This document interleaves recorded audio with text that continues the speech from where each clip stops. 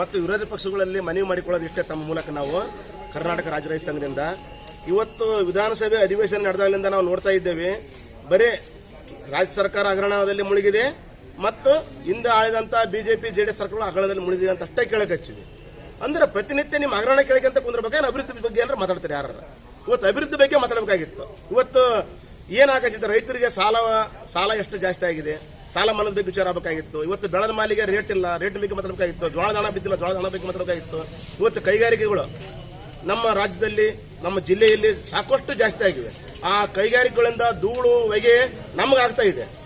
ಆದರೆ ಇಲ್ಲಿ ಉದ್ಯೋಗ ಮಾತ್ರ ಬೇರೆ ರಾಜ್ಯದವರು ಅನ್ಯ ರಾಜ್ಯದವರು ಮಾಡಕಚ್ಚಾರೆ. ಹಾಗಾಗಿ ಅದ್ರ ಬಗ್ಗೆ ಗಮನ ಹರಿಸಬೇಕಾಗಿತ್ತು. ರಾಜ್ಯ ಸರ್ಕಾರ ಹೇಳಿದೆ, ಏನಂತ ಹೇಳಿದೆ, 50% ಕೊಡ್ತೀವಿ ಅಂತ ಹೇಳಿದ್ದಾರೆ. ಅದು ನಾವು ಸ್ವಾಗತ ಮಾಡ್ತೀವಿ. ಆದ್ರೂ 100% ನಮ್ಮ ಪಾಲ ಕೊಡ್ಬೇಕಂತ ನಾನು ಹೇಳಕ್ ಇಷ್ಟಪಡ್ತೀನಿ. ಯಾಕಂದ್ರೆ ನಮ್ಮ ಭೂಮಿ ಅವ್ರಿಗೆ ಕೊಟ್ಟಿರ್ತೀವಿ, ನಮ್ಮದು ನೀರು ಕೊಟ್ಟಿರ್ತೀವಿ, ನಮ್ದು ವಿದ್ಯುತ್ ಕೊಟ್ಟಿರ್ತೀವಿ, ನಮ್ದು ರಸ್ತೆಗಳು ಕೂಡ ಅವ್ರಿಗೆ ಸರ್ವಿಸ್ ಕೊಟ್ಟಿರ್ತೀವಿ.